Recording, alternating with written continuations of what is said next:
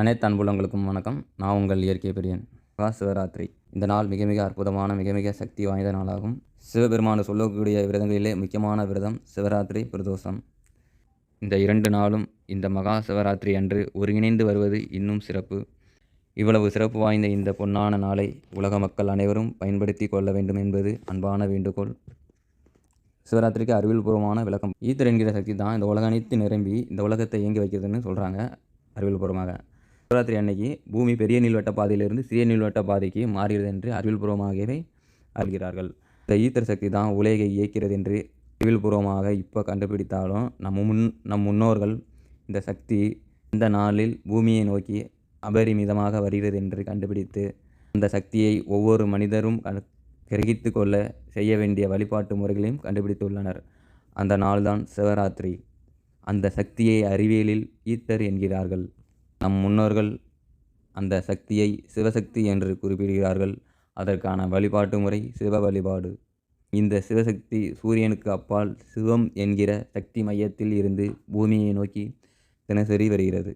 மகா சிவராத்திரி அன்று சிவம் என்கிற இந்த சக்தி மையமும் சூரியன், சந்திரன், பூமி இவை அனைத்தும் ஒரே நேர்கோட்டில் வருவதால் இந்த சிவசக்தி உலகை நோக்கி சாதாரண நாட்களை விட மகா சிவராத்திரி அன்று அபரிமிதமாக வருகிறது.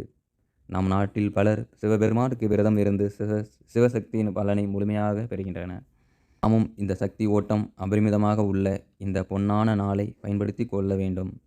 சிவராத்திரிக்கு விரதம் இருக்கும் முறை. உடல் ஆரோக்கியத்திற்கு ஏற்றாற்போல் விரதம் இருப்பது சால சிறந்தது.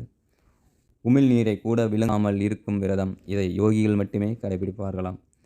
என் உடல் நன்றாக இருக்கிறது, தண்ணீர் மற்றும் பருகி விரதம் இருக்க முடியும் என்றால் சிறப்பு. பால், இளநீர் என்று நீர் வகை ஆதாரங்களை எடுத்து விரதம் இருக்கேன், அதுவும் மிகவும் சிறப்பு. பழங்கள், காய்கறிகள் மட்டும் சாப்பிட்டு விரதம் இருக்கேன், அதுவும் சிறப்பு. நான் நோயாளி, மருந்து மாத்திரை எடுத்துக்கொள்ள வேண்டும், சாப்பாடு சாப்பிடாமல் இருக்க முடியாது, சிவபூஜை மட்டும் செய்கிறேன் அப்படிங்கிறதும் சிறப்பு தான். நம் இறைவன் சிவபெருமானுக்கு விரதம் இருக்க போரினும் நம்மால் முடிந்ததை செய்தாலே சிவபெருமானின் அருள் அனைத்தும் கிட்டும் என்பதில் கடுகளவும் ஐயம் வேண்டாம். மேலே சொன்ன விரத முறை எதுவும் குறைவானதில்லை. நம் உடல்நிலை ஆரோக்கியத்திற்கு ஏற்றாற்போல விரதம் இருப்பதே சிறப்பானது.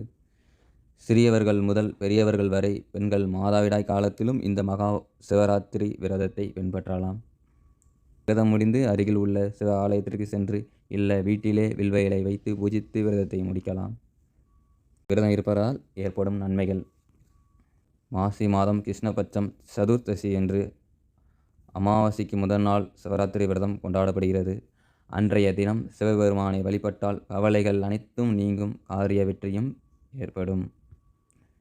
சிவாய நம என்று சிந்தித்திருந்தால் அபாயம் நமக்கு ஏற்படாது, உபாயம் நமக்கு ஏற்படும் என்று நம் முன்னோர்கள் கூறியுள்ளனர்.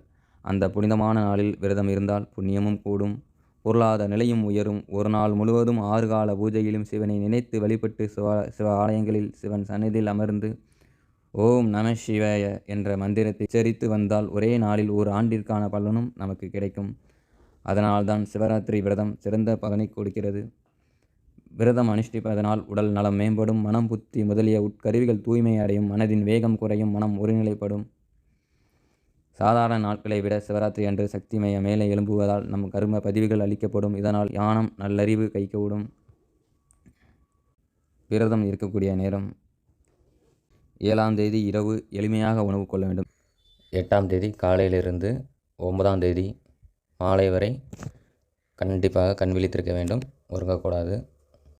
அதேபோல் 8ஆம் தேதி காலையில் சூரிய உதயத்திற்கு முன்னர் எளிமையாக உணவு உட்கொண்டு விட்டு 9ஆம் தேதி காலை வரை உபவாசம் இருக்கலாம். இரவு 11:40 12:40 வரை சக்தியின் நிலை உச்சமாக இருப்பதால் முதுகு தண்டை நேர வைத்து அமர்வது சிறப்பு. யோகம், தியானம், தவம் செய்பவர்கள் இரவு 11 மணியிலிருந்து 2 மணி வரை தவத்தில் இருப்பது மிகுந்த பலனை தரும். உபவாசம் இருப்பதால் நம் உடலில் உள்ள சக்திகள் ஒரே இடத்தில் குவிக்கப்பட்டு இருக்கும். அதே உணவு உண்டால் உணவை சீரணம் செய்வதற்கு நம் சக்திகள் செலவழிக்கப்படும். நம் சக்திகள் செலவழிக்கப்படாமல் இருந்தால் நம்மால் எளிமையாக ஒருமுக கவனத்துடன் இருக்க முடியும். இதற்காகவே உபவாசம் மேற்கொள்ளப்படுகிறது. எளிமையாக ஒருமுக கவனத்துடன் இருந்தால் எளிமையாக இறைவனின் அருளை உணர முடியும். அன்றைய நாள் முழுவதும் சிவசிந்தனையிலிருந்து சிவனின் அருளை பெறுவோம். அனைவரும் நலமுடன் வளமுடன் வாழ்க. வாழ்க வளமுடன். வாய்ப்பு கொடுத்தமைக்கு நன்றி. ஓம் நம சிவாய.